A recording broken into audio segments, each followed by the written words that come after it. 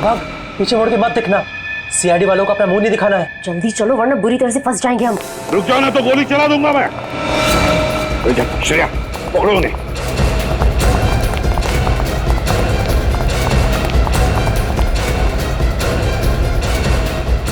यहाँ क्या है?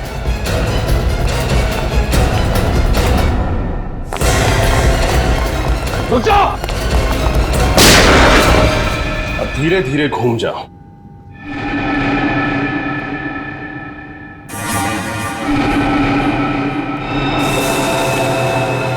अरे ये तीनों टेबल पर ऐसे क्यों पड़े हैं? खून सिर के बीचों बीच गोली लगी है तीनों के। हाँ सर। हेलो रजत सर, ये इन तीनों के सिर में गोली मारी गई है। लगता है उन तीनों ने ही खून किया इनका। छोड़ो मत उन्हें, पकड़ो उन्हें। 3-3 खून कर दिए तुम लोग। क्या सोचा था हमसे बच के निकल जाओगे? खून?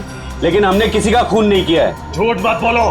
कॉन्फ्रेंस रूम में पड़ी 3 लाशें गवाह हैं तुम्हारे जुर्म की। हम सच कह रहे हैं सर, हम यहाँ उनसे मिलने आए थे, उन्हें मारने नहीं। अगर आप लोगों ने किसी को मारा नहीं तो फिर भाग क्यों रहे थे? क्योंकि जिस मकसद से हम यहाँ आए थे वो तभी पूरा होगा अगर आप हमें पकड़े नहीं। जाने दें। कैसा मकसद? ये देखिए सर, ये रहा चेक और इसके ऊपर खून लगा हुआ है। सर वो तीनों तो चेक लेने के लिए आए थे, तो फिर चेक लिए बिना कैसे चले गए? वही तो, आए थे चेक लेने के लिए लेकिन चेक लेकर ही नहीं गए, और तो और साथ साथ इन तीनों का खून करके चले गए। ये कैसे हो सकता है? पंकज, मिताली को लेकर आओ जल्दी। सर उन तीनों को पकड़ के रखा है। उन तीनों के नाम है मिंटू हसन, सुखी और मनप्रीत। श्रेया उन्हीं के पास है, लेकिन सर वो बार बार एक ही बात कह रहे हैं कि उन्होंने ये खून नहीं किए। मिंटू हसन, सुखी और मनप्रीत कह रहे खून नहीं किया। रजत, डॉक्टर तारिका को बुलवा लेते हैं और उससे इन तीनों की गन पाउडर टेस्ट करवाते हैं। पता चल जाएगा कितना सच बोल रहे कितना झूठ। सारे कमरे की अच्छी तरह से तलाशी लेते हैं, कुछ ना कुछ तो जरूर मिलेगा। चेक करो।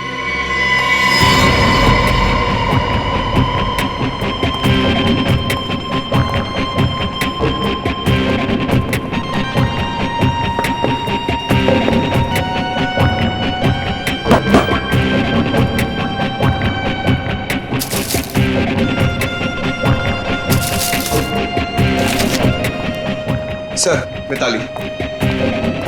ये सब कैसे हो गया? किसने किया ये सब? मिताली बताओ, यहाँ इस कॉन्फ्रेंस रूम में आने के लिए क्या तुम्हारे पूरे स्टाफ को परमिशन लेनी पड़ती है? हाँ सर, जब भी कॉन्फ्रेंस रूम में मीटिंग होती है कोई भी बिना इजाजत के इस कमरे में तो क्या इस फ्लोर पर भी नहीं आ सकता। और आज तो यहाँ बहुत जरूरी मीटिंग थी, इसीलिए कृतिका मैडम, रणबीर सर और ईशान सर ने कहा था कि किसी को भी यहाँ आने की अनुमति न दी जाए जब तक मीटिंग खत्म न हो जाए। तो फिर वो तीनों कैसे घुसे इस कॉन्फ्रेंस रूम में? क्या तुम भी शामिल हो उनके साथ? बताओ। नहीं सर, आप ऐसा कैसे कह सकते हैं? मैं भला अपने बॉसेस को क्यों मारूंगी? उन्हें तो कृतिका मैम ने परमिशन दी थी अंदर आने के लिए। सर पूरा कमरा छान मारा है, कहीं कुछ नहीं मिला। कुछ भी नहीं मिला? कुछ भी नहीं मिला इस कमरे में? है ना बड़ी अजीब बात। यहाँ इस कॉन्फ्रेंस रूम में आने के लिए और यहाँ से बाहर जाने के लिए सिर्फ एक ही दरवाजा है। यही दरवाजा है ना? हाँ सर। ये सब हुआ कैसे? कैसे हुआ ये सब? जब हम लोग यहाँ आ रहे थे तब ये तीनों भी, मिंटू हसन, सुखी और मनप्रीत, भागे जा रहे थे यहाँ से। क्यों? और वो भी बिना चेक लिए। सारा चक्कर क्या है? कुछ ना कुछ तो गड़बड़ जरूर है। सर, हाँ, ये भी तो हो सकता है कि इन तीनों ने एक दूसरे को मार दिया हो। नहीं पंकज, मुझे नहीं लगता ऐसा हुआ है। अगर ये तीनों एक दूसरे को मारते तो कोई ना कोई गन तो हमें मिलती। कोई ना कोई गन। नहीं नहीं नहीं नहीं नहीं, इस सारी गुत्थी का जवाब इन तीनों के पास है। मिंटू हसन, सुखी, मनप्रीत।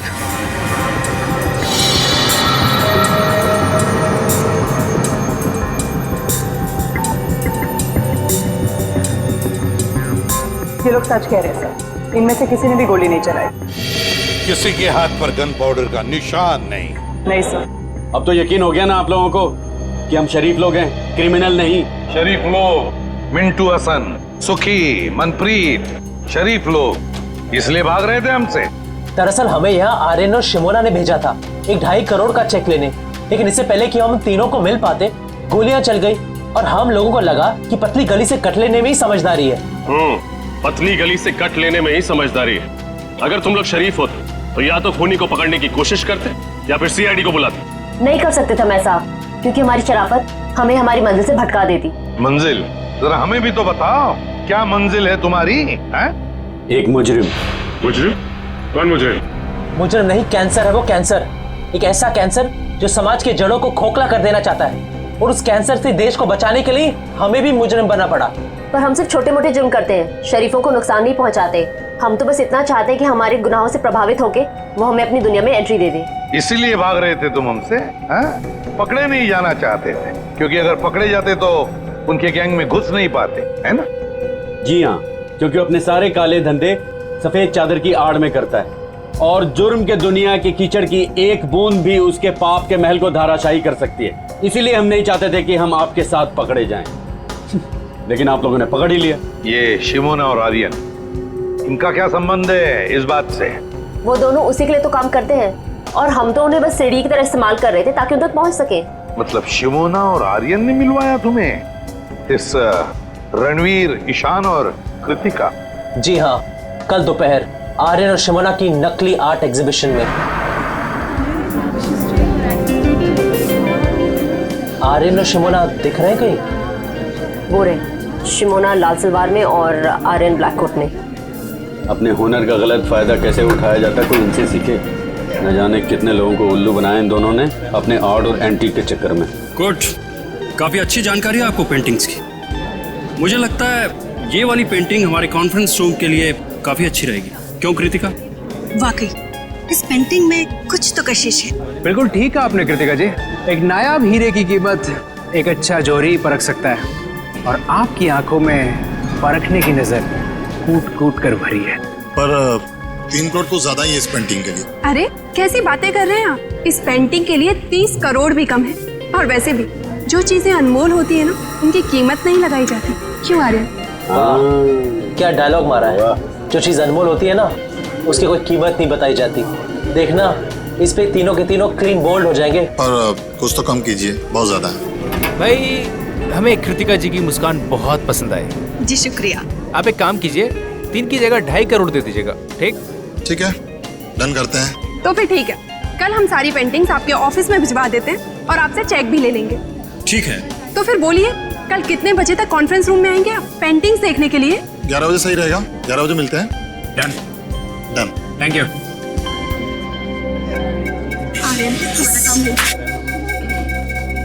वैसे बहुत अच्छा फ्लर्ट कर रहे थे आप कृतिका जी के साथ। क्यों, तुमको बहुत जलन हो रही है क्या? कहो तो थोड़ा सा फ्लर्ट तुम्हारे साथ भी कर लो। भाई थोड़ी फ्लर्टिंग मेरे साथ भी कर लो mister Aryan. Aryan?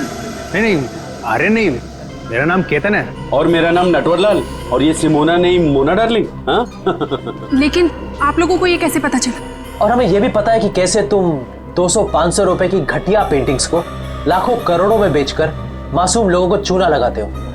Good job. Kritika जी का दिल टूट जाएगा जब उन्हें पता चलेगा कि ये पेंटिंग नकली है, और वो जब उनकी मुस्कान की तारीफ कर रहे थे वो भी नकली है। समझे? कितना पैसा चाहिए तुम लोगों को? बड़े समझदार हो, जल्दी मुद्दे पे आ गया। हाँ, एक ठग को दूसरे ठग को समझने में ज्यादा वक्त नहीं लगता। हमें तुम्हारा पैसा नहीं चाहिए, हमें उस आदमी का पता चाहिए जिसके लिए तुम काम कर रहे हो। लेकिन क्यों? आप लोग हमारे बॉस तक क्यों जाना चाहते हैं? ये सोचना तुम्हारा काम नहीं है। अगर तुम चाहते हो कि तुम्हारी 420 की गाड़ी सही सलामत चलती रहे, तो जैसे कह रहे हैं वैसा ही करो। ठीक है, लेकिन आप लोगों को हमें ये गारंटी देनी पड़ेगी कि हम दोनों का धंधा चौपट नहीं होगा। दे सकते हैं? नहीं होगा। बस अब बताओ कैसे पहुंचेंगे उस तक? बहुत सरल है, बस आप लोगों को उन्हें यकीन दिलाना पड़ेगा कि आप लोग हमारे लिए काम करते हैं। पर वो कैसे होगा? सिंपल है, कल इस पेंटिंग के 2.5 करोड़ का चेक हम लोग नहीं, आप लोग लेने जाएंगे। शिमोना का इन तीनों से पूछना कि तुम लोग कॉन्फ्रेंस रूम में कितने बजे तक रहने वाले हो, ये बात कुछ हजम नहीं हो रही है। सर, हो सकता है इन तीनों का खून आर्यन और शिमोना ने किया हो। उन्हें ऐसा लगा हो कि हमारा भी काम हो गया और ये तीनों भी फंस गए।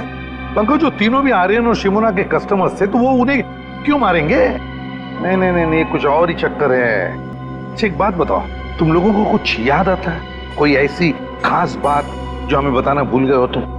एसीपी सर, एक फोन तो आया था आर्यन को? नहीं, रणवीर को। और वो बहुत गुस्से में बात कर रहा था फोन पे। नहीं, क्या बात कर रहा था वो? Excuse me. हेलो, क्या ऐसे कैसे खराब हो गया? उसे जल्दी से ठीक करवाओ। कल सुबह 11 बजे मेरी एक बहुत जरूरी मीटिंग है, उसे पहले ये काम हो जाना चाहिए, समझे?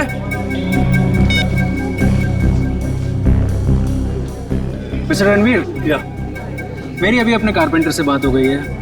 आज रात को ही जाकर वो ये आपके कॉन्फ्रेंस हॉल में खूबसूरत पेंटिंग लगा देगा। ओह नाइस, ये तो बहुत अच्छी बात है। इसका मतलब कल सुबह जब हम ऑफिस पहुंचेंगे तो ये पेंटिंग दीवार पर लगी होगी। बिल्कुल। गुड। और हमारी जगह चेक लेने के लिए ये तीनों आएंगे। ओह, कौन है ये तीनों? ये तीनों भी हमारे साथ ही काम करते हैं। और जैसे ही हम यहाँ पहुंचे गोलियां चलने लगी। उसके बाद क्या हुआ आपको तो पता ही है। कुछ ना कुछ तो गड़बड़ जरूर है, कुछ ना कुछ तो गड़बड़ जरूर है, वरना इस आर्यन ने रात को फोन करके तुरंत पेंटिंग्स क्यों लगवा ली कॉन्फ्रेंस रूम में? कुछ ना कुछ तो गड़बड़ जरूर है। क्या तुम लोगों ने इन दोनों को देखा था बिल्डिंग में? नहीं, वो दोनों तो यहाँ कहीं नजर नहीं आए। कहीं भी दिखाई नहीं दिए। तो फिर ये खून किया किसने? ये खून किया किसने? किसने किया ये खून? आसान के पता चला गोलियां कैसे चली? हाँ, पता तो चला है कुछ, शायद मदद मिल जाए। तो बता दे। वैसे कृतिका, ईशान और रणवीर ऐसे ही बैठे थे ना कॉन्फ्रेंस रूम में? बिल्कुल ऐसे ही बैठे थे और तीनों के सिर के बीचों बीच गोली लगी है। और वो गोली एक ही कैलिबर की है बॉस, जो तीनों को लगी है। और तीनों को गोली 55 से 60 डिग्री के एंगल से चली है, ऐसे।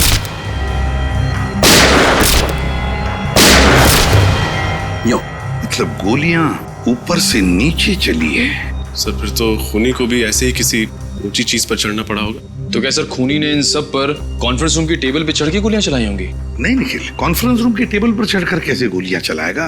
क्योंकि अगर खूनी या जो भी जिसने भी टेबल पर चढ़कर गोलियां चलाई तो फिर उसके जूतों के निशान मिलते हैं हमें। चलो उसने जूते के निशान अगर साफ भी किए होते तो भी उसके जूते के नीचे जो धूल लगी रहती है वो तो मिल जाती, उसके ट्रेसेस तो मिल जाते हमें। वैसा तो कुछ भी नहीं मिला हमें। और एक बात सर, इन तीनों के शरीर पर कोई भी हाथापाई के निशान नहीं मिले। ओह, कोई भी हाथापाई के निशान नहीं? तो हो सकता है खूनी इन तीनों को जानता हो और शायद इसी बात का फायदा उठाया उसने और चला दी गोली। सड़के उस चेक के ऊपर जो खून मिला था वो किसका था? बस वो खून रणवीर का है। रणवीर का है? लेकिन सर इन तीनों को मारकर किसी को क्या फायदा हो सकता है? इन तीनों को मारकर किसी का क्या फायदा हो सकता है ये तो हम पता लगा ही लेंगे श्रेया। लेकिन पहले उस कॉन्फ्रेंस रूम में फिर से जाना होगा, फिर से देखना होगा कि गोली चली कैसे। ऊपर से कुछ ना कुछ तो है उस कॉन्फ्रेंस रूम में जो हमारी नजरों से छूटा है। इस कॉन्फ्रेंस रूम में जाकर फिर से अच्छी तरह से देखते हैं, अच्छी तरह से। तो तुम हो विशाल, इस कंपनी के चौथे और सबसे बड़े हिस्सेदार। जी सर। इन तीनों की मौत के बाद तो तुम कंपनी के मालिक बन गए हैं? जी सही कहा आपने। मुबारक। मिठाइयाँ लाए हो? मिठाई? सर मेरे पार्टनरों के साथ इतना बड़ा दुखद हादसा हुआ है और आप मिठाई खाना चाहते हैं? अब करोड़ों रुपए जो मिल गए तुम्हें और फिर कंपनी पूरी की पूरी तुम्हारी हो गई? नहीं सर, ये क्या कह रहे हैं आप? सर पैसा तो हाथ का मैल है, पर इंसान की जिंदगी पैसे से कहीं ज्यादा अनमोल है। इसी हाथ के मैल ने अच्छे अच्छे लोगों की नीयत को गंदा किया है मिस्टर विशाल। आज सुबह 11 बजे जब इन तीनों को गोली लगी, आप कहाँ थे? जी मेरे दांत में बहुत दर्द हो रहा था तो मैं डेंटिस्ट के पास गया। आप चाहें तो डेंटिस्ट से कंफर्म कर सकते हैं। नहीं नहीं, उसकी कोई जरूरत नहीं है। वैसे ये आपके दांत का दर्द ठीक है? अभी ठीक है। दांत का दर्द बहुत खराब होता है सर। मेरा डॉक्टर कहता है कि दिन में 2 बार ब्रश करना चाहिए, एक बार सोने के बाद और एक बार उठने से पहले। मेरे दांत देखो। डॉक्टर पंकज, आपका लेक्चर खत्म हुआ और आप जैसे आप सर मैं अब है कृतिका के हॉस्पिटल। ओ, क्या लगता है आपको? आपको किसी पर शक है? कौन कर सकता है ये? नहीं सर, मुझे किसी पे शक नहीं है, पर सर जिस किसी ने भी किया है ना उसे आप छोड़िएगा मत प्लीज सर। पता नहीं हो कृतिका के बिना मेरी जिंदगी कैसे कटेगी। मिस्टर अभय, हौसला रखिए, वक्त के साथ सब कुछ ठीक हो जाएगा। मुझे तो लगता है कि रणबीर सर की जान पहले से ही खतरे में थी। अच्छा, आपको ऐसा क्यों लगता है? सर, रणबीर सर ने शशांक और केदार के खिलाफ पुलिस में कंप्लेन की थी। वो दोनों कंपनी हथियाना चाहते थे और रणबीर सर कुछ दिनों से काफी अजीब सा बिहेव करते थे। ना हंसते थे, ना बोलते थे, हमेशा अकेले रहते थे। जहाँ भी जाते थे ड्राइवर को भी साथ लेकर नहीं जाते थे। जहाँ भी जाते थे अकेले जाते थे, अपने ड्राइवर को भी साथ में नहीं लेके जाता था। सर, सालुंके सर कह रहे थे ना कि गोली 55 से 60 डिग्री के एंगल में चली। गोली कहीं ऊंचाई से चलाई गई। लेकिन सर, इस सारी जगह को देख के तो नहीं लगता कि गोली ऊंचाई से चली। सर, मेरी समझ में एक बात नहीं आ रही है। अगर कोई किसी को गोली मारेगा तो खड़े खड़े सामने ऐसे मारेगा, टेबल पे चढ़ के गोली क्यों मारेगा सर? सर, कहीं ऐसा तो नहीं कि गोलियां किसी चीज के अंदर से चली थी? हो सकता है, बिल्कुल हो सकता है श्रेया, बिल्कुल हो सकता है। इस कॉन्फ्रेंस रूम का कोना कोना छान मारो, एक एक इंच देखो, कोई भी चीज हमारी नजरों से छूटनी नहीं चाहिए, कोई भी चीज।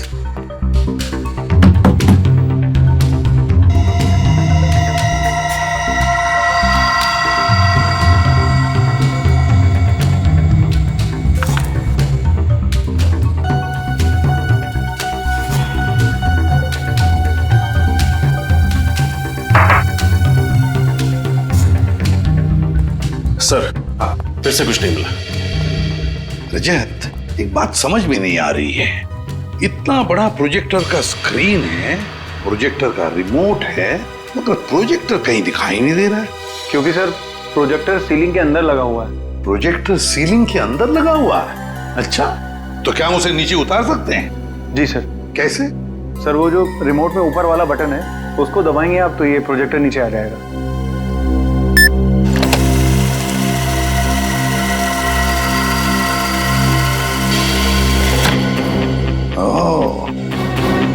तो ये बात है, प्रोजेक्टर ऊपर सीलिंग के अंदर। विशाल जी, एक बात बताइए, ये रणवीर, ईशान और कृतिका, ये तीनों भी क्या मीटिंग के वक्त इन्हीं कुर्सियों पर बैठते थे या कहीं पर भी? जी हाँ सर, जब भी हम मीटिंग लेते थे कॉन्फ्रेंस हॉल में, ये तीनों इन्हीं जगहों पर ही बैठते थे। इन्हीं 3 कुर्सियों पर बैठते थे। रजत, उतारो इस प्रोजेक्टर को नीचे, खोलो।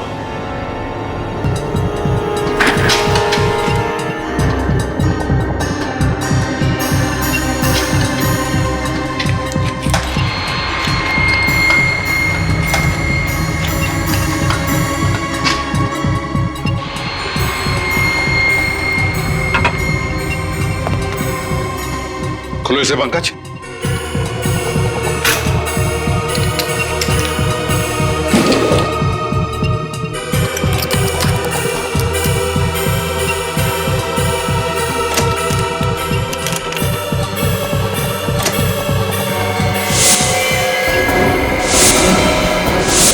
वाह रे वाह, इसमें तो गन फिट की गई है।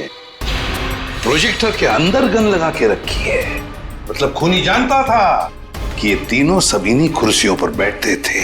जैसे इन कुर्सियों पर बैठे, प्रोजेक्टर के गन में से गोलियां चली और काम खत्म।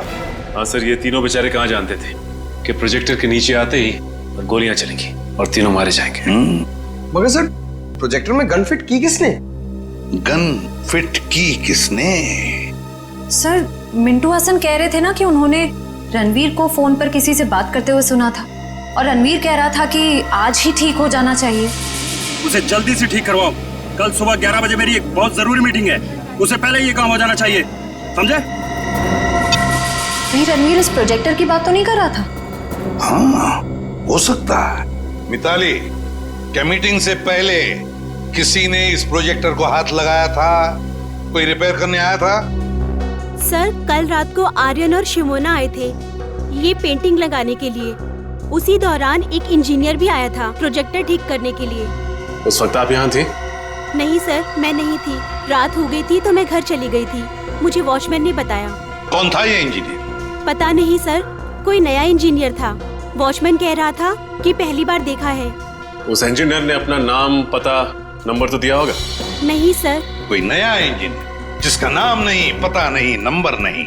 वाह रे वाह, बहुत बड़ी प्लानिंग की इस खूनी ने। पहले इसने प्रोजेक्टर को बिगाड़ दिया, फिर अपने आदमी को बुला लिया इसे रिपेयर करने के लिए, इस नए इंजीनियर को, और उसके जरिए उसने ये गन फिट कर दी इस प्रोजेक्टर में। मगर ये इंजीनियर उसी वक्त आया था जिस वक्त आर्यन और शिमोना ये पेंटिंग लगाने आए थे। ओह, तो इसका मतलब है आर्यन और शिमोना, ये दोनों का कोई ना कोई कनेक्शन जरूर है इन 3 खूनों के साथ। सर, ये आर्यन और शिमोना हर जुर्म से पहले अपनी पहचान बदल लेते हैं। शायद इस वक्त भी अपने नए जुर्म के बारे में सोच रहे हैं। हाँ, तो पता लगा आर्यन और शिमोना इस बार अपने चेहरे पर कौन सा नया चेहरा लगाने वाले हैं।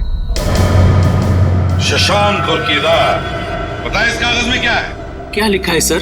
तुम्हारे अतीत का इतिहास। कैसा इतिहास? किस तरह आप लोग बड़ा मगरमच्छ बनकर छोटी मछलियों को खा जाना चाहते हैं, इसका इतिहास। अब तक कुल 15 कंपनियों को आप लोग अपनी कंपनी में शामिल कर चुके हैं, या तो पैसे का लालच देकर या फिर धोखाधड़ी से। इसमें गलत क्या है सर? हर बिजनेसमैन का एक सपना होता है कि वो अपना कारोबार फैलाए। हम लोग बस वही कर रहे हैं, मगर गलत ढंग से कर रहे हैं, गलत ढंग से। ये है वो 7 लोग जिन्होंने तुम्हारे खिलाफ कंप्लेंट दर्ज की है पुलिस में। इसमें रणवीर भी है।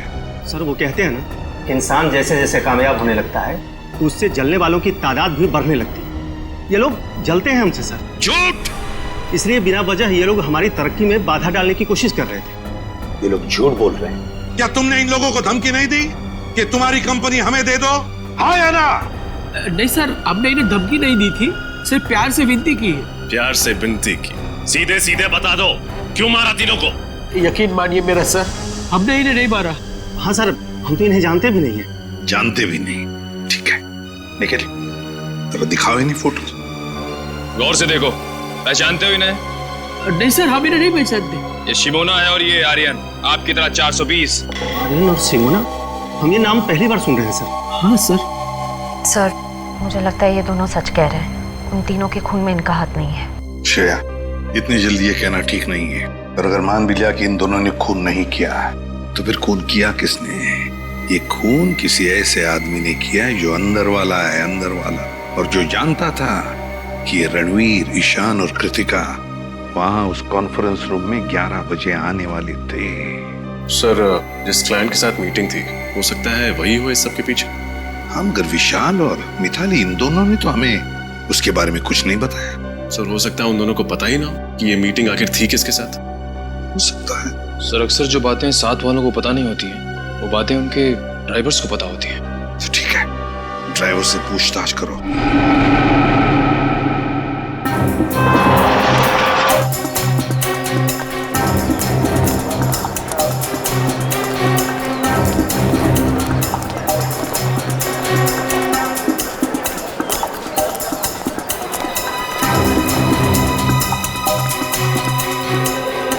एक्सक्यूज मी, मैं सीआईडी से इंस्पेक्टर सचिन हूँ। आप जरा ये दोनों फोटो देखिए। क्या ये लड़का और लड़की आपके यहाँ पासपोर्ट बनवाने आए थे क्या? नहीं सर, ये दोनों तो कभी नहीं आए। पूरे यकीन से कह सकते हैं कि कभी नहीं आए? हाँ सर, मैं पूरे यकीन से कह सकता हूँ कि ये नहीं आए। Thank you. वेलकम। ये आर्यन और शिमोना है। क्या ये दोनों आपके बैंक में नया अकाउंट खुलवाने आए थे? आर्यन और शिमोना? एक मिनट सर।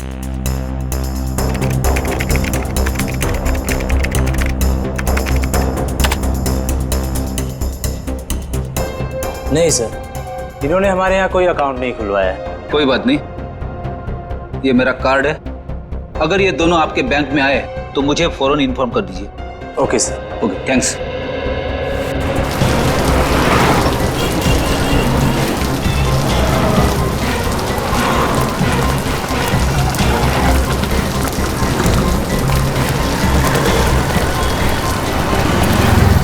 सर, कहीं हमारी तहकीकात की राह गलत तो नहीं है? शायद इस बार आर्यन और शिमोना ने कोई नया अकाउंट खुलवाया ना हो। नहीं फ्रेडी, ऐसा नहीं हो सकता। आर्यन और शिमोना का जुर्म गणित की गिनती की तरह है। जिस तरह से 3 से पहले 2 का आना तय है, उसी तरह शिमोना और आर्यन का बैंक अकाउंट खुलवाना तय है। एक काम करते हैं, आगे के बैंक चेक करते हैं। चलो। मैनेजर साहब। जी कहिए। हम लोग सीआईडी से। सीआईडी? जी हाँ, सीआईडी। जरा इन फोटो को गौर से देखिए। ये आर्यन और शिमोना, क्या ये आपके बैंक में अकाउंट खुलवाने आए थे? ये दोनों? हाँ, ये दोनों हमारे अकाउंट खुलवाने आए थे, लेकिन आपको कोई गलतफहमी हो रही है। इनका नाम आर्यन और शिमोना नहीं, रवि और सपना है। क्या? रवि और सपना? जी हाँ। ये दोनों 420 इतने धड़ल्ले से अपने नाम बदल रहे जैसे हर शुक्रवार को सिनेमा हॉल में फिल्म बदलती रहती है। अच्छा, ये उनकी डिटेल्स देख सकते हैं? जी, एक मिनट। हाँ वीरेन, उस फाइल में से रवि और सपना की डिटेल्स लेकर आना। हाँ।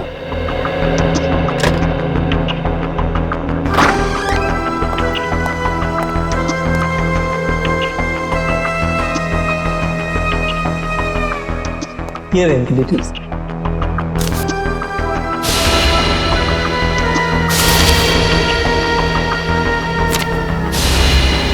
सारे जरूरी कागजात और डॉक्यूमेंट्स वगैरह दिख रहे हैं।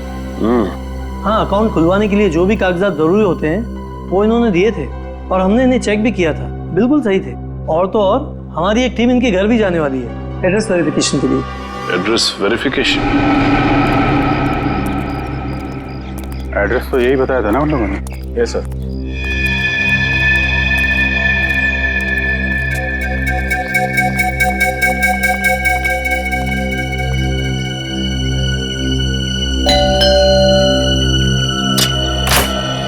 मिस्टर रवि जी बोलिए। हम लोग एएसडीसी बैंक से आए हैं आपके घर का वेरिफिकेशन करने। आपने नया खाता खोलने के लिए एप्लीकेशन दिया है ना? हाँ, आइए आइए।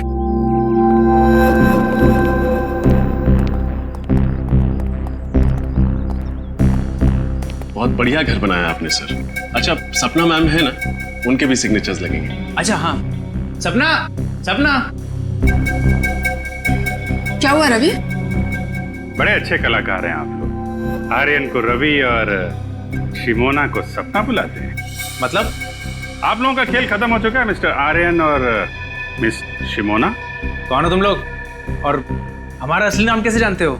अरे भैया सुनो, जिस स्कूल में तुम पढ़ते हो ना, उसके हम लोग हेडमास्टर्स रह चुके हैं और तुम्हारे जैसे 420 हमारे जेब में लेके घूमते हैं हम लोग। देखो देखो, मुझसे पंगा मत लो, बहुत खतरनाक आदमी हूं मैं। सीआईडी से खतरनाक तो नहीं हो सकते ना? सीआईडी? अरे कहाँ जा रहे?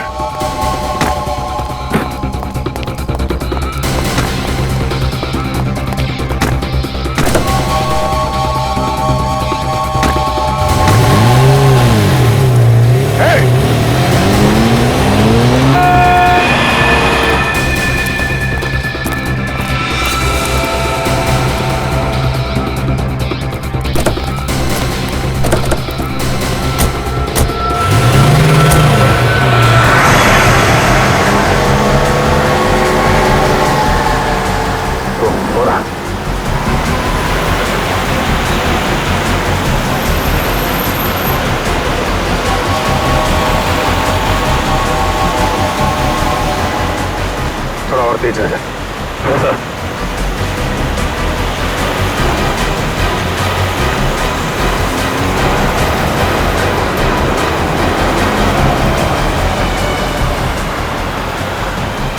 और टेकर।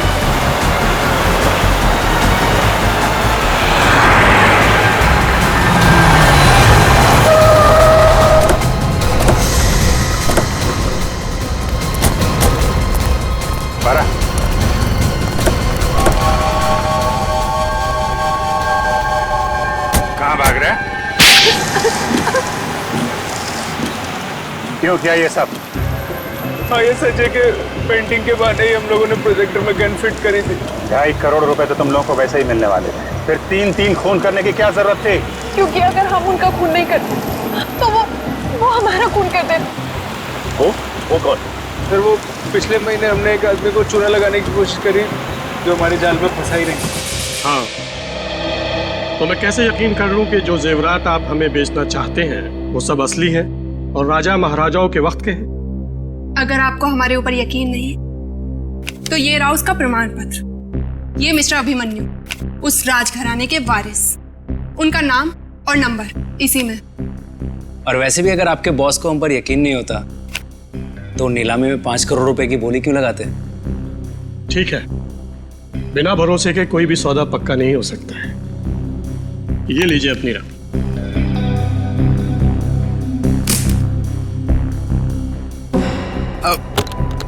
Thank you. शुक्रिया। Thank you. हेलो, क्या? अरे पकड़ो इन्हें! अरे सब नकली है! अरे जेवरात नकली है, पकड़ो!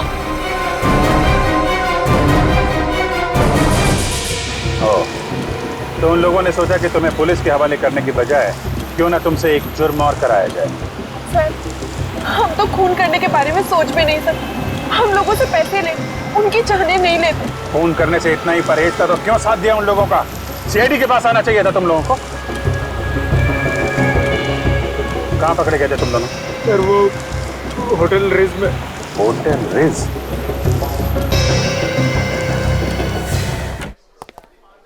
Excuse me.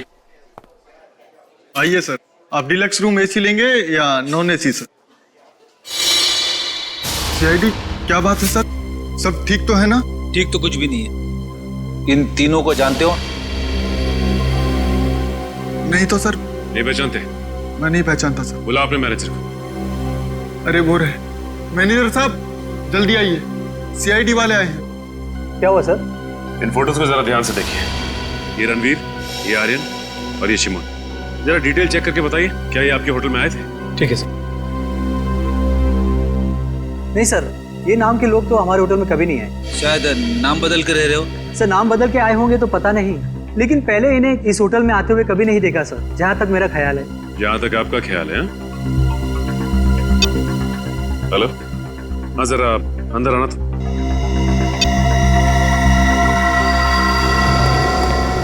हाँ सर।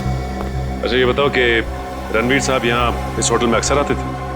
हाँ साहब, हफ्ते में 2-3 बार आ ही जाते थे किसी से मिलने। सुन लिया मैनेजर साहब आपने? कमाल की याददाश्त है आपकी। जो ग्राहक अक्सर आपके होटल में आते हैं आप उन्हें भी भूल जाते हैं? जी वो क्या हुआ, आपकी जुबान क्यों लड़खड़ाने लगी? सर जबान नहीं सर। क्या छिपा रहे हैं आप हमसे?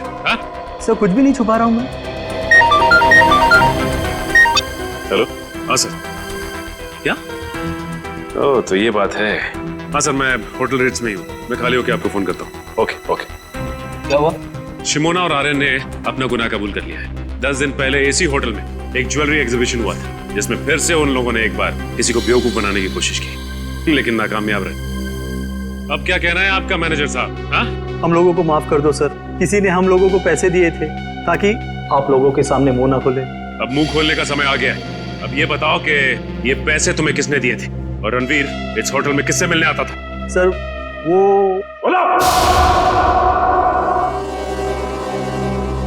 निखिल, इस वॉचमैन को ठीक तरह से समझा दिया है ना?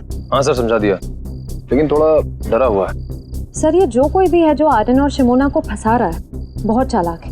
वो खुद तो कभी सामने नहीं आया, उसने अपना सारा काम अपने स्टाफ के जरिए करवाया। आशय, पर अब इस चेहरे का मुखौटा ज्यादा देर तक नहीं रहेगा। बहुत जल्द हम इसके जुर्म के खेल का पर्दाफाश कर देंगे। सर नाम लिया और मुजरिम हाजिर।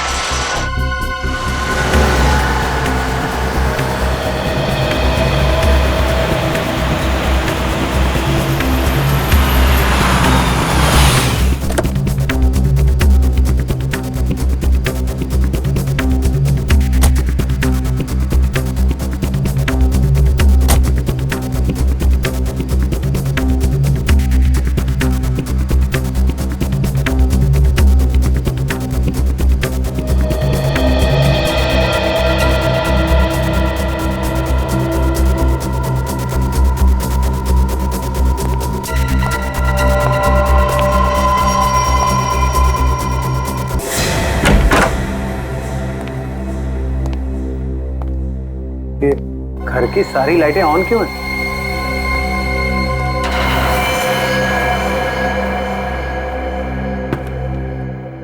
कौन है? नीचे आओ। अरे क्या हाल है विशाल भाई, कैसे हो? दांत का दर्द कैसा है? मैंने कहा था ना आपको 2 बार ब्रश करना सोने के बाद उठने से पहले। तुम यहाँ क्या कर रहे हो? क्या आप मुझे यहाँ देख के खुश नहीं है?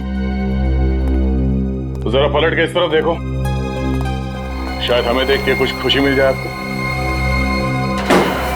अरे सर, आप लोग यहाँ पर मेरे घर में? क्या खूनी का पता चल गया सर? हाँ पता चल गया, तो हमने सोचा कि खुद चल के अपने हाथों से उसका जबड़ा हिला दे। जबड़ा हिला दे? सर तो उसके लिए तो आपको खूनी के घर में होना चाहिए, फिर भला आप यहाँ मेरे घर में क्या कर रहे हैं? अपना एक गाल जरा यहाँ लाना। अरे सर आपको मुझ पर शक है? शक नहीं, पूरा यकीन है। सर कहाँ जा रहे हो विशाल बाबू? अपनी कंपनी का शेयर छोड़ चल। मेरे मिट्ठू, अब एक अच्छे तोते की तरह चुपचाप सच बताना शुरू करते हैं, समझा? बोल। सर ये सच है कि मैंने रणवीर, ईशान और कृतिका के खून में साथ दिया था, और सर मैंने उनके खून की साजिश नहीं रची थी सर। तुमने नहीं रची? नहीं सर। तो फिर किसने रची? मुझे नहीं मालूम सर वो कौन है, मैं उससे कभी मिला भी नहीं सर। सर वो हमेशा अपने वकील को भेजता था मुझसे बात करने के लिए। सर लगता है हमें गुमराह करने के लिए कहानियां बना रहा है। उन तीनों की मौत के बाद सारी दौलत तो इसकी हो गई, उसके पास सबसे ठोस वजह थी उनको मारने की। नहीं मैम, सर वो चाहता था कि मैं इस कंपनी को दिवालिया घोषित कर दूं और उसके बाद इस कंपनी को एक नकली फर्म में बेच दूं, ताकि वो बाद में उस नकली फर्म से कंपनी को वापस खरीद ले। बहुत लंबी प्लानिंग की थी खूनी ने। अब तुम एक काम करो, उस वकील को फोन लगाओ और उससे वो कहना जो अब हम तुम्हें बताएंगे, हैं?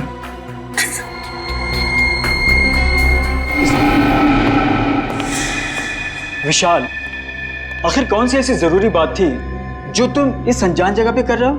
अगर तुम चाहते तो ये बात ऑफिस में भी हो सकती थी। सुरेश जी, बात बहुत जरूरी थी, इसलिए मुझे आपको यहाँ बुलाना पड़ा। कौन सी जरूरी बात थी? सुरेश जी, रणवीर ने ये कंपनी हमें बेचने से पहले किसी और को बेच दी है। अब इस कंपनी को बेचने का हक हमारे पास नहीं है। एक मिनट, क्या कहा आपने? इस कंपनी को बेचने का हक आपके पास नहीं? हाँ, मैं सच कह रहा हूँ। रणवीर ने बाकी सारे पार्टनरों के साथ गद्दारी की और इस बात की भनक तक नहीं लगने दी किसी को। अच्छा ये बताओ, इस कंपनी के नए मालिक का नाम क्या है? हम हैं। वकील साहब को हमारा प्यार भरा नमस्कार। अपना प्यार भरा नमस्कार रखो अपनी जेब में, और अगर अपनी भलाई चाहते हो तो चुपचाप ये कंपनी उसको दे दो जिसका इस कंपनी पे पूरा पूरा हक। सुखी जी, हम तो इतने प्यार से बात कर रहे हैं इनसे और ये हमें धमकी दे रहे हैं। वो क्या ना मनप्रीत, ये लातों के भूत है, बातों से नहीं मानेंगे। ठीक कहा, बिल्कुल ठीक। इसीलिए आज मैं तुम दोनों को ऊपर भेजने का इंतजाम करके रहा हूं। किसी को पता भी नहीं चलेगा कि ये कंपनी कभी किसी और के नाम पे हुई थी। सर मैं अब है कृतिका का हस्बैंड। ऐसे कैसे भूल दोगे? क्या समझ रखा है हमें? घर नीचे रखो, पहले सीआईडी को तो आने दो। सीआईडी आए? पहले मैं तुम्हें मार देता हूं। चुप! कहानी तो तुम्हारी खत्म होगी फांसी के फंदे पर। कहाँ भाग रहे हो अभय बाबू? अभी तो तुम्हें अपने जुर्म कबूल करना बाकी है।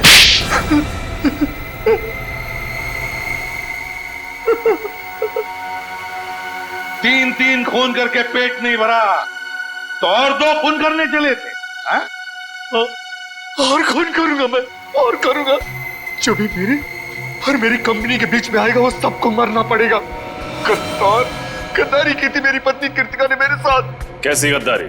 मैंने कृतिका, ईशान और रणवीर को पार्टनर बनाया था अपनी कंपनी में, ताकि वो तीनों मेरी मदद कर सके बिजनेस में, पर उन तीनों ने मिलकर मेरा ही पत्ता काट दिया मेरी कंपनी से। और ये विशाल जिसे मैंने लाया था, इसका हिस्सा मुझसे भी ज्यादा है मेरी कंपनी में। और इसलिए तुमने विशाल को अपने साथ मिला लिया और प्लान बनाया रणवीर, ईशान और कृतिका को मारने का, है ना? क्यों विशाल?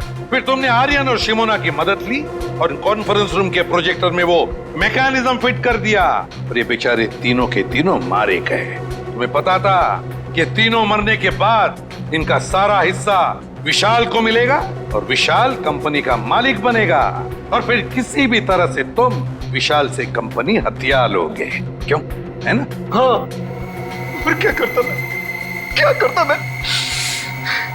अपनी खोई हुई कंपनी पाने के लिए यही एक रास्ता था मेरे पास। पर अफसोस अभय जी, तुम्हारा ये रास्ता फांसी के फंदे पर जाके खत्म होता है, फांसी के फंदे पर। और विशाल तुम भी नहीं बच सकते, क्योंकि मुजरिम का साथ देने वाला भी उतना ही बड़ा मुजरिम होता है। ले जाओ इन। चलो सर मुझे माफ कर दीजिए सर, सर मुझे माफ कर दीजिए सर, चलो सर मेरे कुछ नहीं है सर, मुझे माफ कर दीजिए। केस तो सॉल्व हो गया। हाँ रजत, ये केस तो सॉल्व हो गया, मगर वो तीनों कहाँ हैं? मिंटू, हसन, सुखी, मनप्रीत, उन तीनों ने भी बहुत मदद की हमारे इस केस में। पता नहीं कहाँ है सर, उनकी कोई खबर ही नहीं। अच्छे बच्चे बता रहे थे मंजिल के बहुत करीब पहुंचने वाले हैं। 26 तारीख बजाते रहो अच्छे बच्चे, तो 26 तारीख को बजाते रहो। मिंटू, हसन, सुखी और मनप्रीत बजाते रहो।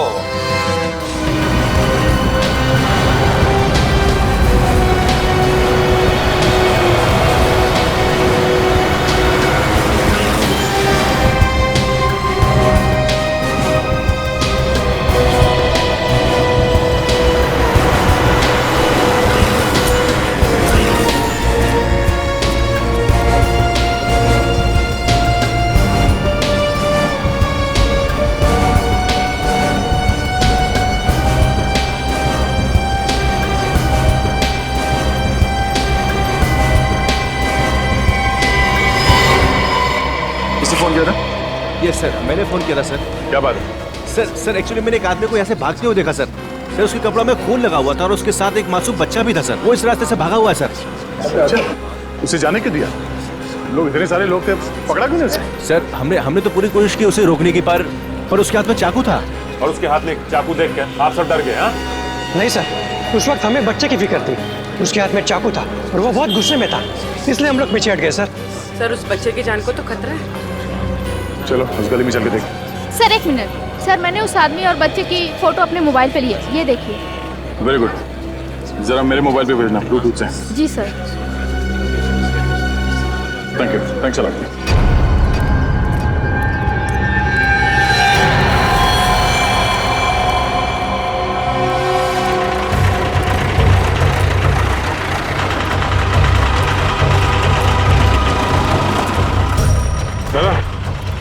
चाकू को यहाँ से भागते हुए देखा, इसके हाथ में एक छोटा सा बच्चा था और एक चाकू भी था।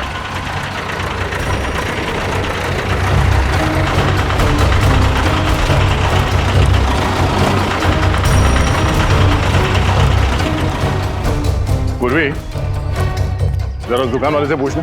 सर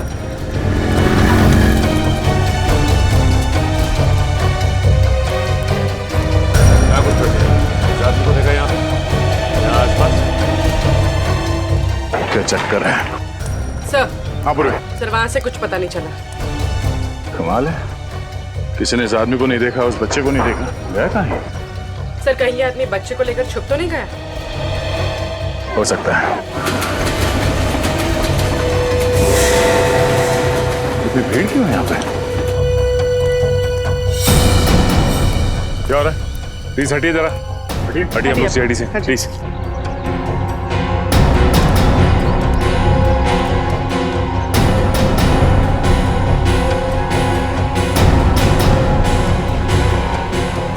ये तो मर चुका है।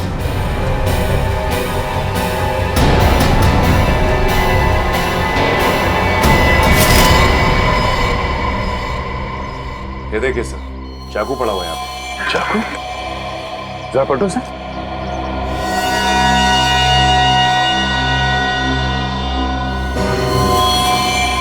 ये तो वही आदमी है जो बच्चे को लेके भाग रहा था। गोली? बच्चा कहाँ है? पूरी? सर जरा आसपास देखो, बच्चा कहाँ? सर आप लोगों ने गोली चलने की आवाज सुनी थी? नहीं सर। नहीं? अच्छा, इस आदमी के पास एक छोटा सा बच्चा था, बच्चा देखा आप लोगों ने? नहीं सर, हम लोग तो इधर खाना खाने के लिए बाहर जा रहे थे तो देखा कि ये आदमी मरा पड़ा। सर ये सुनसान रास्ता है, अक्सर यहाँ से कोई आता जाता नहीं। सर बच्चा तो कहीं नहीं मिला। कहीं नहीं मिला? और सर इसके पास से भी कोई आइडेंटिफिकेशन नहीं मिली। एक काम करते हैं, इस आदमी की फोटो सारे अखबार और पुलिस स्टेशन में भिजवा दो। और उस बच्चे की गायब होने की रिपोर्ट किसी ने लिखवाई है या नहीं, ये भी पता करते हैं।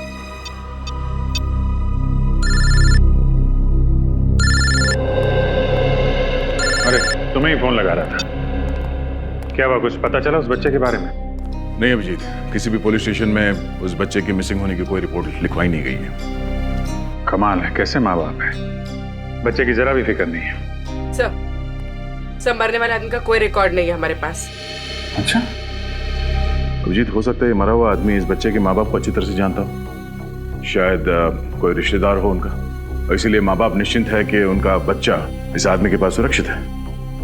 हो सकता है, पर उनको क्या मालूम कि बेचारे की मौत हो गई है और बच्चा गायब है। सर ये रोनी थे, जिस आदमी का खून हुआ है उसके बारे में कुछ बताना चाहते। क्या जानते हैं आप उस आदमी के बारे में? सर उसका नाम पुनीत था, वो मेरा बहुत ही अच्छा दोस्त था सर। हम आपके दोस्त को तो वापस नहीं ला सकते, पर उसके खूनी को पकड़ के उसे सजा जरूर दिलवा सकते हैं। करता क्या था ये पुनीत? सर वो एक बीपीओ में काम करता था। अच्छा, पुनीत ने कभी आपसे बताया कि उसे किसी से कोई खतरा था? नहीं सर, खतरे के बारे में तो कभी कुछ नहीं बताया उसने। अच्छा, उसके बारे में कुछ और बता सकते हैं आप? किससे मिलता था, कहाँ जाता था, कोई अजीब बात? सर रात को तो वो बीपीओ में काम करता था, लेकिन दिन में भी वो कुछ तो करता था, क्योंकि जब भी हम फिल्म के लिए या लंच के लिए उसे बाहर हम बुलाते थे वो हमेशा हमें ना कर देता था। क्या करता था दिन में ये? सर हमने पूछा लेकिन वो कभी इस बारे में कुछ कहा नहीं हमें। अजीब आदमी, ये पुनीत दिन में जाता कहाँ होगा? पुनीत के साथ एक छोटा सा बच्चा भी था, उसके बारे में कुछ बता सकते हैं? बच्चा? नहीं सर, पुनीत की तो शादी भी नहीं हुई थी। शायद उसके किसी रिश्तेदार का हो। नहीं सर, पुनीत का इस शहर में कोई रिश्तेदार नहीं था। रहता कहाँ था ये पुनीत?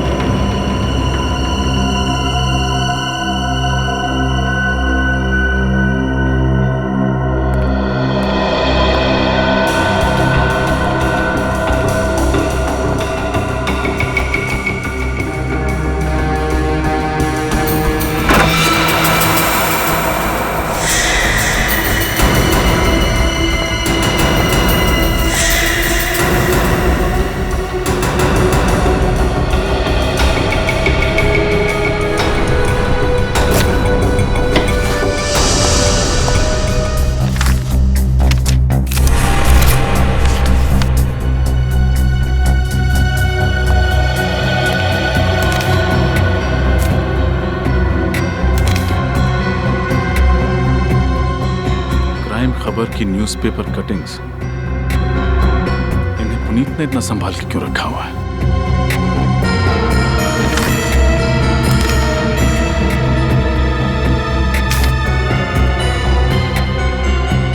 What? पुनीत एक प्राइवेट डिटेक्टिव था।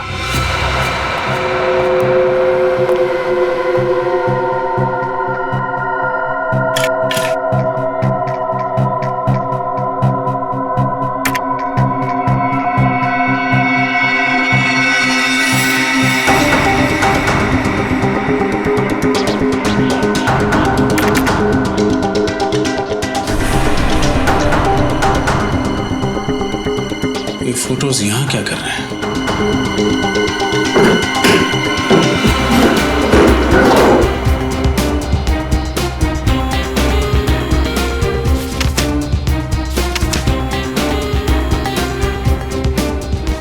कुछ पता चला सर? बहुत कुछ। पुनीत एक जासूस था, उसने इस बच्चे और उसके परिवार पर नजर रखा हुआ था। ये देखो, उसकी डायरी में मिस्टर जगन और उनकी पत्नी मिसेस नलिनी का हर दिन का शेड्यूल लिखा हुआ है। एक सेकेंड। यस, ये बच्चा और उसकी माँ एक चाइल्ड स्पेशलिस्ट के पास गए थे। ये इस डायरी में आखिरी एंट्री है। पुनीत ने इसके बाद कुछ नहीं लिखा। तो जो कुछ भी हुआ है सर, इस डॉक्टर की क्लिनिक से निकलने के बाद ही हुआ है। अब ये डॉक्टर ही हमें बताएगी कि ये बच्चा और उसका परिवार रहता कहाँ है। कहिए, मैं आप लोगों की क्या मदद कर सकती हूँ? आप इन्हें पहचानती? जी हाँ, ये नलिनी है और ये इसका बेटा सोनू है। मैं इस बच्चे की डॉक्टर हूँ। दरअसल सोनू लापता है। लेकिन कल ही तो नलिनी इसे वैक्सीनेशन के लिए मेरे पास लेकर आई थी। जी हाँ, वो तभी से लापता है। आपके पास उसका एड्रेस होगा? जी हाँ। सोनू की फाइल लेकर अंदर आना। सोनू के बारे में एक खास बात बताना चाहूंगी मैं आपको। उसे एक खास तरह की एलर्जी है, इसलिए उसे हर 48 घंटे में एक इंजेक्शन देना पड़ता है, वरना उसकी तबीयत खराब हो जाएगी और उसे सांस लेने में तकलीफ होगी। अच्छा, तो अगला इंजेक्शन उसे कब देना होगा? कल सुबह। अगर नहीं दिया गया तो उसकी जान को खतरा है। अब घबराइए नहीं, हम सोनू को जल्द से जल्द ढूंढ लेंगे।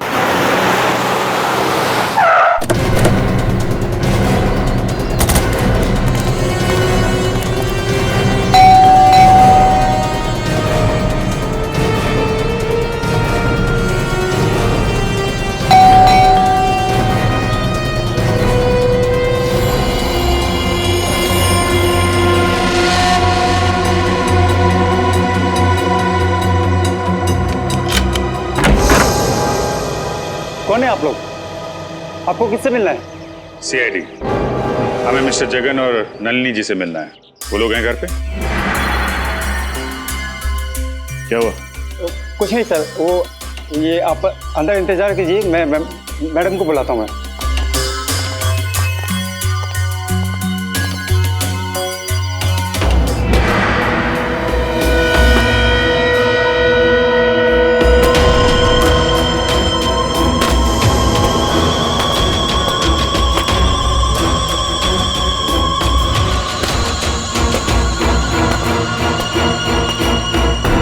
नलिनी जी? नहीं, मैं उनकी छोटी बहन दिव्या हूँ। कहिए, कैसे आना हुआ? आपको वाकई नहीं पता कि सीआईडी आपके घर में क्यों आई? नहीं पता। जो कहना है जल्दी कहिए, मुझे बहुत काम है। वैसे भी हम आपसे मिलने नहीं आए, हमें जगन और नलिनी से मिलना है। उन्हें बुला देंगे प्लीज? वो घर पर नहीं है, छुट्टियां मनाने शहर से बाहर गए हैं। अच्छा, और उनका बच्चा? बच्चा? ये कैसा सवाल है? सोनू इतना छोटा है तो ऑब्वियस सी बात है वो अपने पेरेंट्स के साथ ही गया होगा ना। और आपकी जानकारी के लिए मैं ये बता दूं, वो सिर्फ 1.5 साल का है। जानकारी के लिए शुक्रिया। वैसे मेरा सवाल ये है कि ये बच्चा इस आदमी के साथ क्या कर रहा है?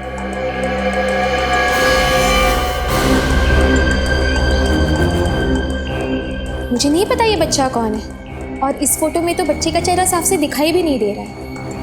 और आप कह रहे हैं ये सोनू है? प्रोफाइल में उसका चेहरा साफ साफ दिखाई दे रहा है और आप मासी होकर भी पहचान नहीं पा रही। मैंने कहा ना ये सोनू नहीं है। अच्छा,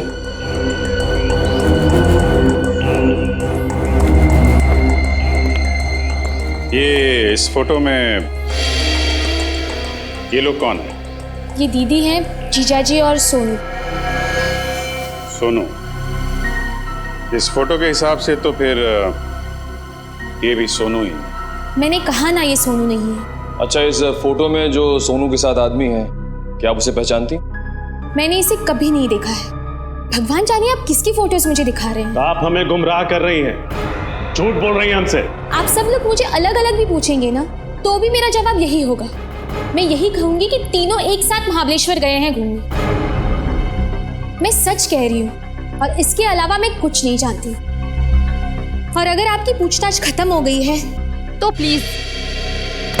जाएंगे जरूर, लेकिन तहकीकात पूरी करने के बाद जरा घर की अच्छी तरीके से तलाशी ले लो। लेकिन क्यों? देख लेते हैं कहीं आपके दीदी और जीजा जी छुप के बैठे ना हो।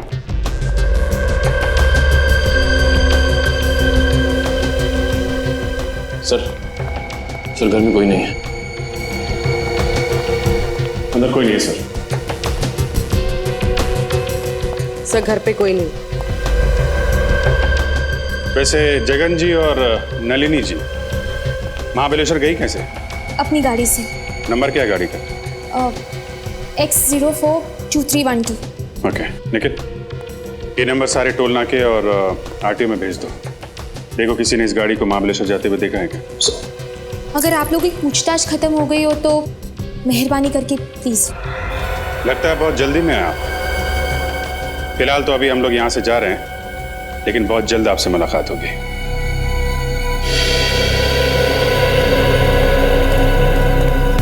इतनी अकड़ के साथ किसी को झूठ बोलते हुए पहली बार देखा। वो तो दिख रहा है।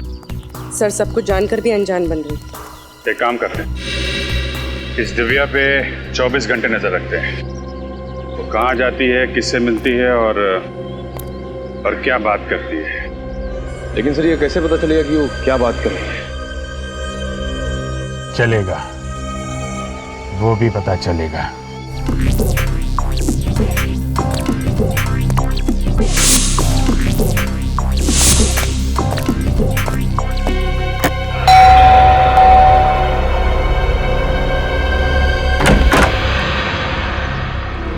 वणक्कम जी। Why I am younger? What? My name. हम टेलीफोन एक्सचेंज से आते हैं। फोन रिपेयर होना? हमारा फोन बिल्कुल ठीक चल रहा है। नहीं नहीं ना अम्मा, ये ना अभी बारिश होना ये सारे एरिया, पूरे एरिया का फोन हिल है, वो तो प्रॉब्लम होना मेरे को। आज आपका एरिया का फोन रिपेयर करना, कल मेरे को ड्रामे जाने का। पर मैंने कहा ना फोन बिल्कुल ठीक है। अरे अम्मा, आज आपका फोन ओके होना, कल नाट ओके होना, आपको प्रॉब्लम होना, मेरे को ड्रामे से इधर आना, मेरे को कितना हैवी ट्रैफिक होना, रुंडे मिनट पड़ेगा, 2 निमिषம் पटापट रिपेयर कर। ओके ओके, चेक कर लीजिए, जाइए। Okay okay. फोन इंगर का क्या? सॉरी सॉरी, फोन किधर है आपका? वहाँ है।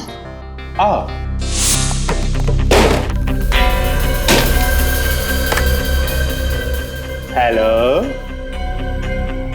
राम राम। चलो फटाफट करो अपना काम अभी। फटाफट।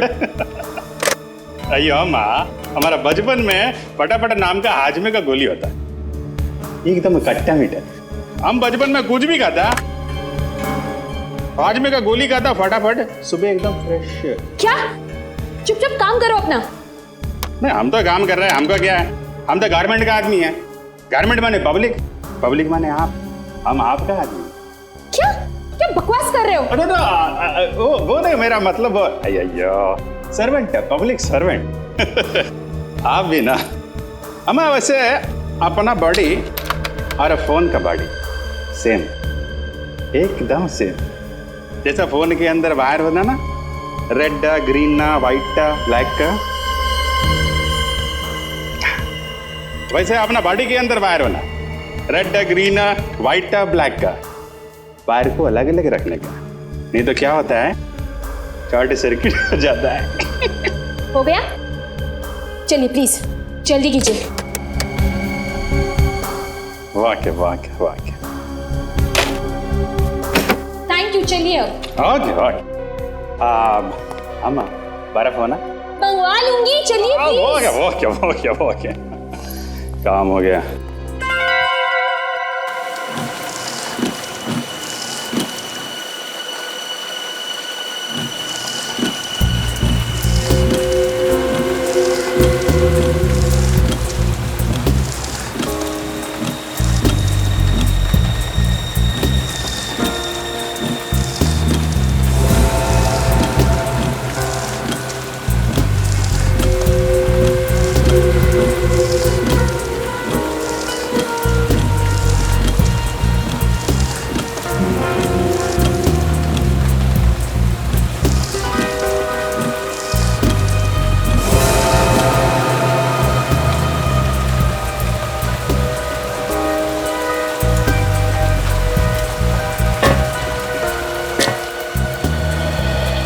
कोई फोन है? नहीं सर।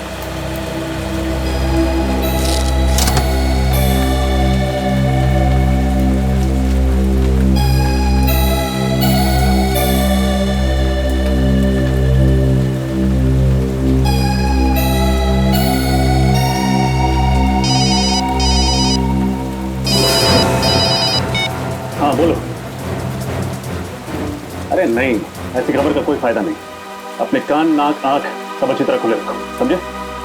सर मेरे खबी का फोन था, बच्चे के बारे में कुछ पता चला? नहीं सर, बच्चे के बारे में कोई जानकारी नहीं है। और सर, जिस इंजेक्शन की उसको जरूरत है वो भी किसी केमिस्ट शॉप से बेचा नहीं गया। My God. डॉक्टर के मुताबिक वो इंजेक्शन उस बच्चे को कल सुबह तक लगना बहुत जरूरी है।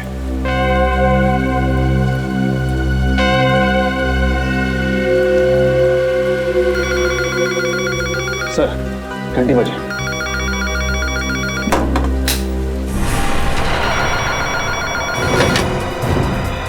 हेलो। जो बोला था वही किया है ना? कहीं सीआईडी के सामने सच तो नहीं उगल दिया? जैसा आपने कहा था मैंने बिल्कुल वैसा ही किया है। मैंने सीआईडी को कुछ नहीं बताया है। Good, very good. आगे भी मुंह मत खोलना वरना तुम्हारे सोनू की सांसें बंद कर दूंगा। नहीं नहीं प्लीज, सोनू को कुछ मत करना। आप जैसा कहेंगे मैं बिल्कुल वैसा ही करूंगी। प्लीज मुझे बताइए, मुझे आगे क्या करना है? इंतजार करो, बाद में बताता हूँ। बाद में क्यों? अभी बताइए ना। ए, चुप। जानती है किससे बात कर रही है? मुझे ऑर्डर देगी तू? सॉरी पर प्लीज सोनू को वो दवाई का इंजेक्शन जरूर देना। हर 48 घंटे में उसे इंजेक्शन देना बहुत जरूरी है। प्लीज कल सुबह तक एक रिक्वेस्ट है प्लीज। मुझे मत सिखा मुझे क्या करना है, समझी? लेकिन उसे वो इंजेक्शन नहीं दिया तो उसकी जान को खतरा है। प्लीज मेरी बात। Hello hello hello.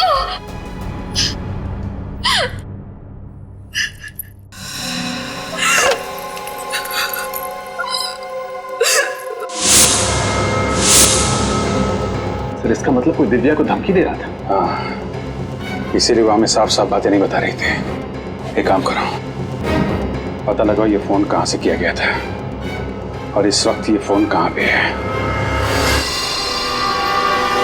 कुछ पता चल रहा है मोबाइल कहां पे है? सर, फोन लगभग 2 किलोमीटर की दूरी पे है सर, और आगे की तरफ जा रहा है सर। रजत, 2 किलोमीटर की दूरी पे है सर, काफी करीब आ गए सर। अच्छा, आगे ही जा रहा है सीधे? हाँ सर, सीधे ही जा रहा है। रजत, थोड़ा जल्दी। सर, फोन हमारी गाड़ी के आगे दिख रहा है सर।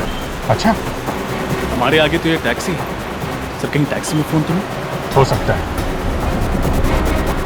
रजत, इस टैक्सी के बराबर ही ले लो।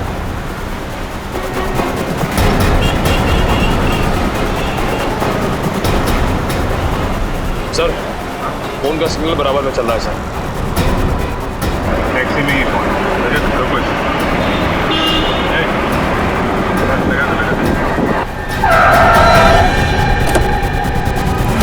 अरे क्या प्रॉब्लम क्या आप लोग कहाँ इस तरह गाड़ी के आगे गाड़ी लगाते हैं?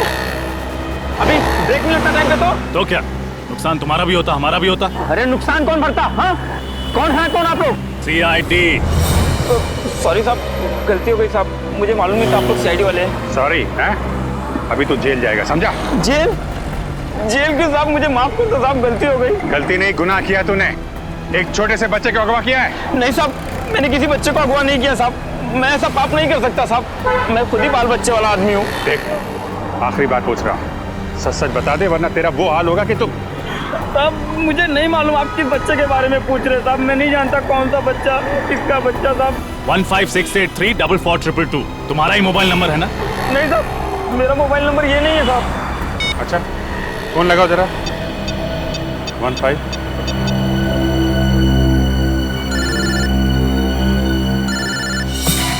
सर, फोन तो गाड़ी में बज रहा है।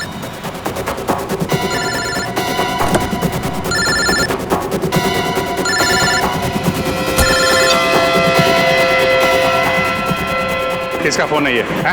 पता नहीं साहब किसका फोन है। मेरा सेल फोन नहीं है साहब ये। तो फिर गाड़ी के अंदर कैसे आया? मुझे नहीं पता साहब, मैंने तो अभी 1 घंटे पहले ही टैक्सी निकाली साहब। अभी तक केवल एक ही भाड़ा मारा है मैंने, एक ही पैसेंजर को छोड़ा है। पैसेंजर? कौन था वो पैसेंजर? मुझे नहीं मालूम साहब, मैं तो गाड़ी के अंदर बैठा था, वो फोन पे बातें कर रहा था। गाड़ी में बैठा और बोला चलो। ठीक है, उस पैसेंजर को कहाँ छोड़ा था? चलो दिखाओ।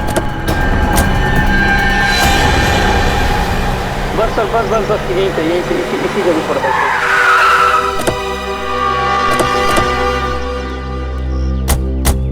साहब उस आदमी को यहीं पर छोड़ा था मैंने। क्या? यहीं पर छोड़ा था। ये रास्ता तो आगे मर्द जेट्टी की तरफ जाता है। हो सकता है वो आदमी जेट्टी पकड़ के दूसरी तरफ चला गया।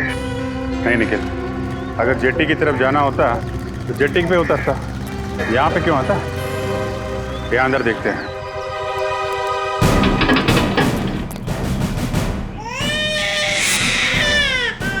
बच्चे की रोने क्या? लगता है सही जगह पे आ गए हम लोग। तुम यहीं रुकना, ओके?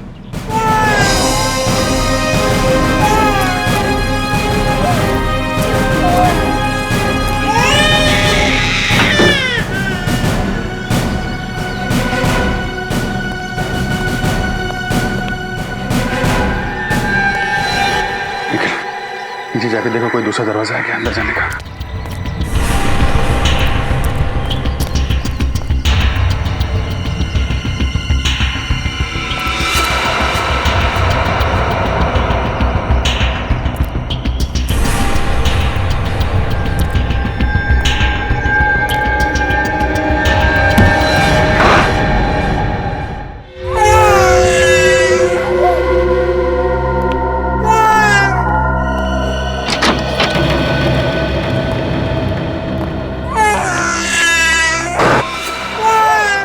कुछ नहीं।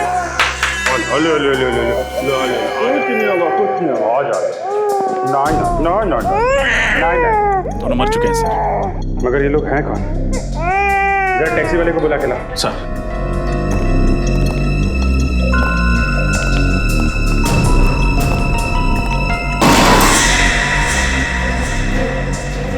सर, हाँ? घर में कोई नहीं है। रजत, एक काम करो, इसे इंजेक्शन लगना बहुत जरूरी है। जल्दी से हॉस्पिटल लेके जाओ, इसे इंजेक्शन लगवाओ। यस सर, जल्दी। सर, हाँ, सुनो, इधर आओ जल्दी। ये साहब, इसको छोड़ा था मैंने। पर अगर इसने बच्चे को किडनैप किया था तो फिर इसको और इसके साथी को मारा किसने होगा? और फिर बच्चे को यहाँ पे अकेला छोड़ के चला गया। मतलब इन सब के पीछे कोई और है, और वो जो कोई भी है बहुत शातिर है। देखते हैं कब तक बचता है हमारे हाथों। मेरी बिस्किट बिस्किट बिस्किट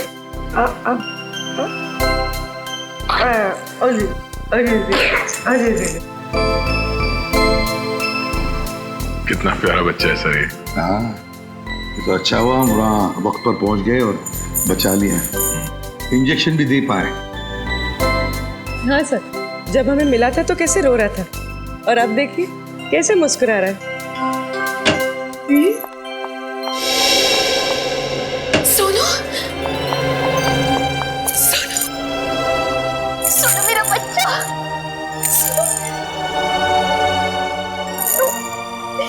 देखो मासी आ गई। सोनू, तुम्हें कुछ नहीं होगा।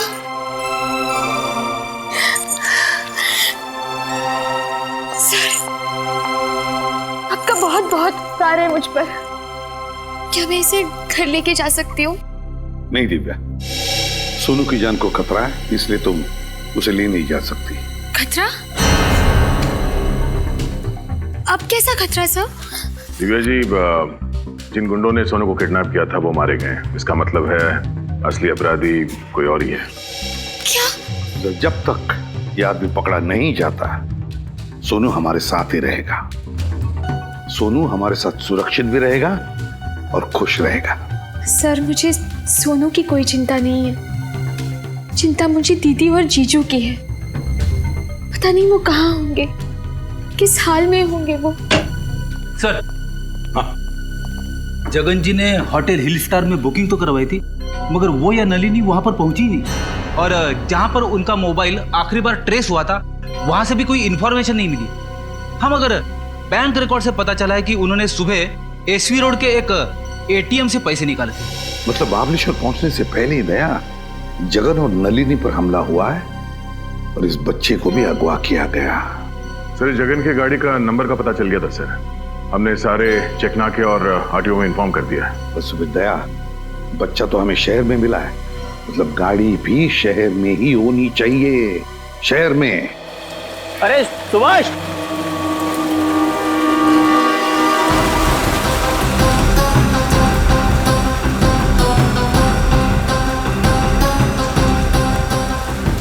क्या हुआ? अरे यार, ये गाड़ी है ना जो कल सुबह से खड़ी है, कोई लेने नहीं आया है? 2 दिन हो गए? हाँ, और ये गाड़ी यहीं पे खड़ी है? यार मुझे लगता है पुलिस को फोन करना चाहिए। हो सकता है गाड़ी में कोई बम हुआ तो। हाँ कर दे, पुलिस को फोन कर दे।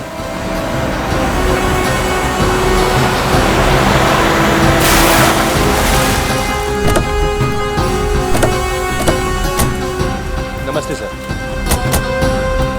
कहाँ है वो कार? सर ये सिल्वर वाली। चाबी।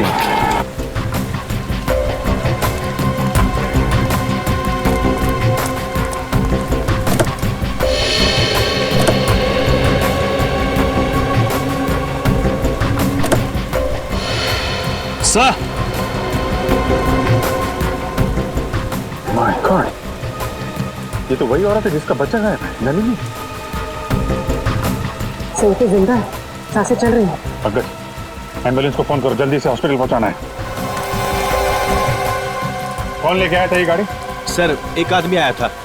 कौन था, जानते हो उसे? सर चेहरा सही से आदमी है सर। अकेला था या साथ में कोई और भी था? अकेला सर। सर, जगन अपनी पत्नी नलिनी और बच्चे के साथ घर से निकला था, तो फिर अकेले कहाँ गायब हो गया? वही तो। एक काम करो, दिव्या को फोन करके हॉस्पिटल बुला लो। Yes sir.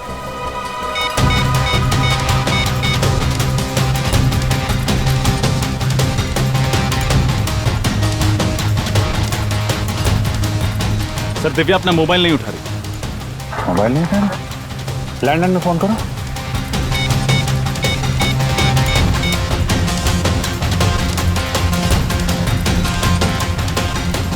सर अपना लैंडलाइन भी नहीं उठा। सर कहीं दिव्या की जान को खतरा तो नहीं? हो सकता है। अरे ये क्या हो रहा है?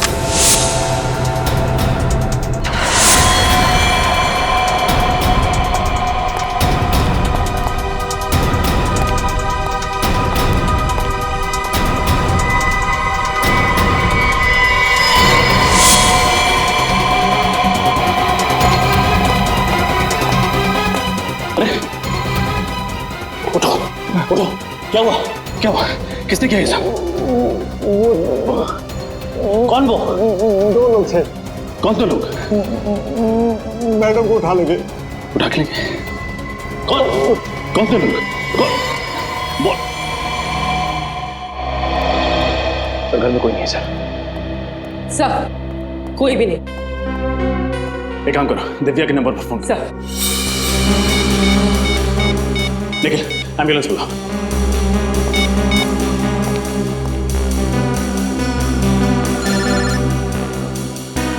सर दिव्या का फोन तो यही कहीं बज रहा है।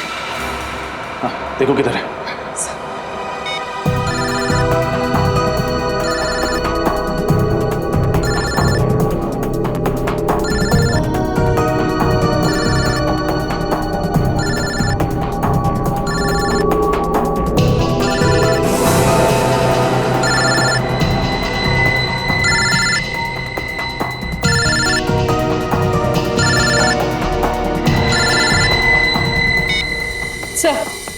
सर ये रहा दिव्या का फोन।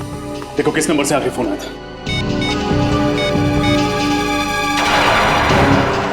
सर आखिरी नंबर तो जगन का है। जगन? जगन का फोन 1 घंटे पर?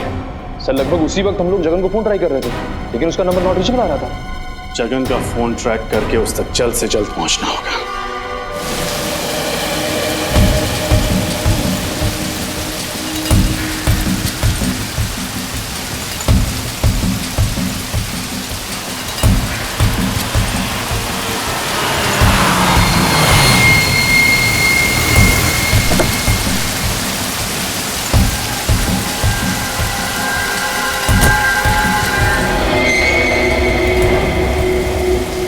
देखो, तुमने जैसा कहा था मैंने वैसा किया।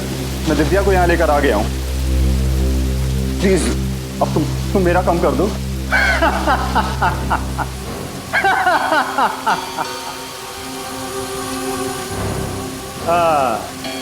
बहुत अच्छे जगन, बहुत अच्छे। मुझे पता था कि तुम दिव्या को साथ लेकर यहाँ जरूर आओगे, क्योंकि तुम्हारे पास और कोई रास्ता नहीं था। हाँ? देखो, तुम मेरी मजबूरी का फायदा मत उठाओ प्लीज। मेरा बच्चा मुझे वापस कर दो। मैं तुम्हारे हाथ जोड़ता हूँ, तुम्हारे पैर पड़ता हूँ, प्लीज मेरा बच्चा मुझे वापस कर दो। उसने क्या बिगाड़ा है तुम्हारा? बस यही देखना चाहता था। तुझे मारने से पहले मेरे सामने ऐसे गिड़गिड़ाते हुए देखना चाहता था। कितना सुकून मिला मुझे। हाँ? अब जैसे ही दिव्या को होश आ जाएगी, मैं उसकी सारी गलतफहमियां दूर कर दूंगा। सिर्फ तेरी वजह से, सिर्फ तेरी वजह से मुझे अपनी पत्नी से इतने दिनों तक दूर रहना पड़ा। तूने फंसा था ना मुझे, बोल, तूने फंसा था ना मुझे। मैं मानता हूँ कि मैंने तुम्हें फंसाया था, गलती हो गई मुझसे, मुझे माफ कर दो प्लीज। मेरा बच्चा वापस कर दो मुझे। तुम जो कुछ भी कहोगे ना, मैं दिव्या के सामने कहने को तैयार हूँ, जो कुछ भी कहोगे।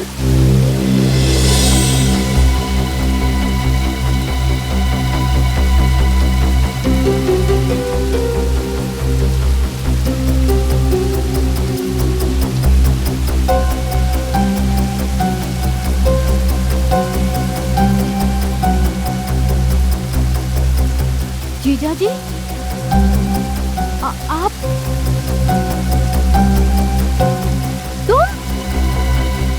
तुम्हारे हाथ में ये गन क्या कर रही है? ये सब तुमने किया रोनित? हाँ दिव्या, ये सब मैंने किया, लेकिन ये सब मैंने सिर्फ तुम्हारे लिए किया। तुम्हारे जीजा जी की सारी सच्चाई तुम तक लाना बहुत जरूरी था मेरे लिए। सच्चाई? कैसे सच्चाई? दिव्या, कंपनी में 14 लाख का जो घोटाला हुआ था वो मैंने नहीं, जगन ने किया था। तो मैंने कंपनी में कभी किसी लड़की को नहीं छेड़ा था, ये सब काम इसने किया है। सारा काम करने के बाद जब इसे लगा कि ये पकड़ा जाएगा, तब इसने सारा इल्जाम मुझ पर डाल दिया ताकि तुम्हारे सामने गलत साबित मैं हूँ और ये बच जाए। पर ये सब साबित करने में तुमने सोनू की जान खतरे में क्यों डाली? वो तो अच्छा हुआ कि सोनू सीआईडी वालों को मिल गया। क्योंकि अब मेरे पास इससे सच्चाई उगलवाने का और कोई रास्ता नहीं था। जीजा जी, ये जो भी कह रहा है वो सच है? नहीं, बिल्कुल झूठ बोल रही है। अरे ये गुमराह करना चाहता है तुमको, जबरदस्ती मुझसे कहलवाना चाहता है कि इसने कुछ नहीं किया। मगर एक बात मैं गारंटी के साथ कह सकता हूँ कि 1 साल पहले जो कुछ भी हुआ है ना, ये सब इसी ने किया। अरे इसी ने किया है। झूठ। अरे इतनी जल्दी तो गिरगिट भी रंग नहीं बदलता जितनी जल्दी तू बदल रहा है।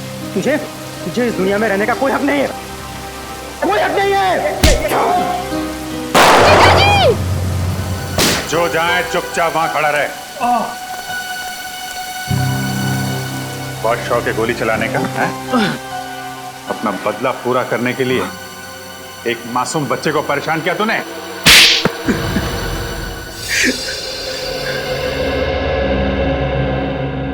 जगन सच बताओ, ये रोनित जो कुछ भी बोल रहा है वो सही है? हा? एक और झूठ बोला ना तुमने तो समझ लेना।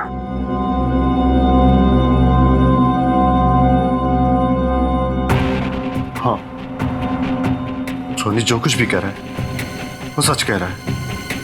कानून से बचने के लिए ही मैंने सारे इल्जाम इस पर डाले थे। आपने ये सब कुछ आपने किया जीजा जी। मेरी शादीशुदा जिंदगी को आपने बर्बाद किया। मैंने तो हमेशा आपको बड़े भाई की तरह माना और आपने उस प्राइवेट डिटेक्टिव पुनीत को तुमने ही लगाया था ना जगन के पीछे? हाँ सर, जब जगन ने सारा इल्जाम मुझ पर डाल दिया तो मुझे नौकरी से हटा दिया गया था। सर 5 साल तक मुझे कोई नौकरी नहीं मिली थी।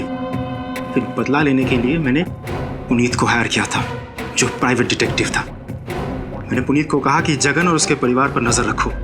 और उसी ने तुम्हें बताया कि जगन अपनी पत्नी और बच्चे के साथ महाबलेश्वर जा रहा है, क्यों? हाँ सर, लेकिन जब जगन अपने गाड़ी से उतरा एटीएम जाने के लिए, तब मैं चुपके से उसके गाड़ी में घुस गया। उसकी पत्नी नलिनी के सर पे वार किया और उसे बेहोश कर दिया। फिर जगन जब वापस गाड़ी में लौटा तो मैं उसे बंदूक दिखाकर गाड़ी को एक सुनसान जगह पर ले जाने के लिए मजबूर किया। देखो देखो, तुम ये जो भी कुछ कर रहे हो गलत कर रहे हो। देखो बहुत पछताना पड़ेगा तुम्हें। चुप! चिल्लाना मत, नहीं तो बच्चे की आवाज ही बंद कर दूंगा, समझा? बच्चे को कुछ मत करना, बच्चे को कुछ नहीं। हाँ? ये हुई ना बात। चल गाड़ी में बैठ। ए, बिठाओ इसे गाड़ी में। ए!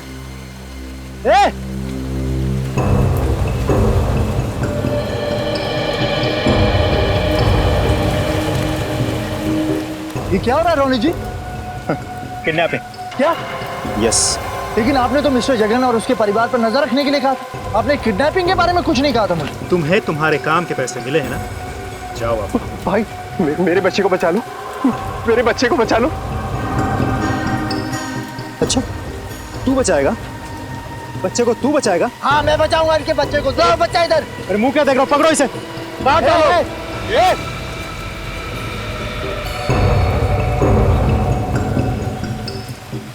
देखिए